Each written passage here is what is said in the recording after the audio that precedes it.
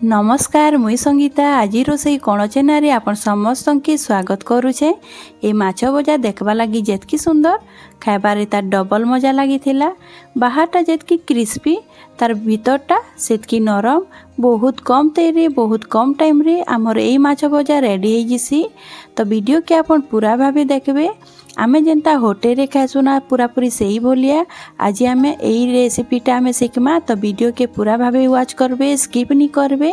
तो वीडियो आमे शुरू करवार आगु चैनल रे जदि आपण नुआ तो प्लीज सब्सक्राइब कर देबे और साइड रे थिबा बेल आइकन की प्रेस करबा लगी नहीं भूलबे ताकि मोर नुआ वीडियो रो नोटिफिकेशन आपण कर पाके पहुंची जिबा।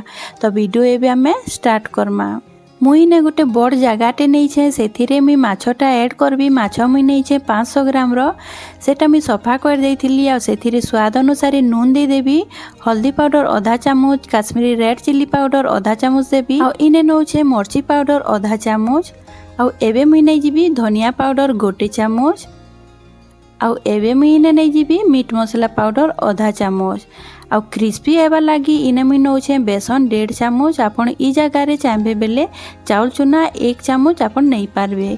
आ इने मुई सरसो तेल गोटे चामच दे करी भल भाबे आमे माछ के मैग्नेट करमा मसला संगे। मैग्नेट करी करी आमे 10 रु 15 मिनिट ताके छाड़ी देमा। तो भल भाबे मसला के कोट करबे माछर पूरा बाहर भीतर सबु आड़े ताकि आमर मसलाटा भल भाबे कोट हो जाबा हेले माछटा भी भल लागबा खाइबार लगी। तो इने मुई माछ के मसला संगे कोट कर दउछे। इने मुई गोटा माछ नहीं छे आपण जदि चाहबे बेले पीस वाला भी नहीं पारबे। जेन माछरे भी आमर एई माछ बजारटा भल लागसी। तो इने देखि पारुथबे मी भल भाबे कोट कर देइछे मसला संगे। एबे हमें छाड़ी देमा रेस्ट रे 15 मिनिट। आइने 15 मिनिट हो जाइतिला मुई गोटे पैन टे बसई देइछे गैस रे सेथिरे 4 बड़ चामच मुई सरसो तेल ऐड कर देबी। आ सरसो तेल के आमे भल भाबे गरम हेबा लागि देमा। तो इने गरम हो जाइतिला भल भाबे देखुथिबे। तो मुई माछ गुरा के इने ऐड कर दउछे। तो 3टा माछ मोर ऐड होइछे। तो माछ गोटे साइड मोर भल भाबे इटा भाजी गलानो गोटे साइडटा मुई पलटै देबी। आ देखि पारुथिबे बाहरटा हमर बहुत बढ़िया करी क्रिस्पी होछे। तो थोड़े दुई थोर आपण भल भाबे दुही पट्टा उल्टे पुल्टे करी आपण माछ के भल भाबे छानबे। आ देखुथिबे बहुत कम तेल रे मुई भाजुछे। आपण भी कम तेल रे करबे ताकि हमर माने तेलटा वेस्ट नहीं हेबा। आ इने गोटे पट्टा आमर भल भाबे भाजी जाइछे। एबे मी तेल के टिके एपट सेपट कर दउछे ताकि आमर माछर सबु आड़े तेलटा आमर पले जिबा आ भल भाबे भाजी हेबा। आ इने देखुथिबे आमर माछ भी गोटे पट्टा भल करी भाजी जाइछे। आ इटा मी दुई थर उल्टे देइथिली। आ इने आमर माछ भजा भी रेडी हो जाइछे। एबे मी गोटे प्लेट रे बाहर कर देबी। आ देखि पारुथिबे केते सुंदर क्रिस्पी दिसुछे किंतु भीतरटा बहुत सॉफ्ट लागसी बढ़िया भाबे सिजिथिसी। आ इने मी सबु माछ के प्लेट रे बाहर कर देबी।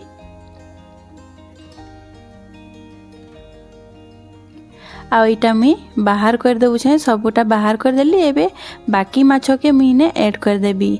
तो टोटल मोर 5टा माछ थिला तो 2 थर हैला। तो जदि आपनकर बेसी थिबा तो बेसी टाइम लागि पारे।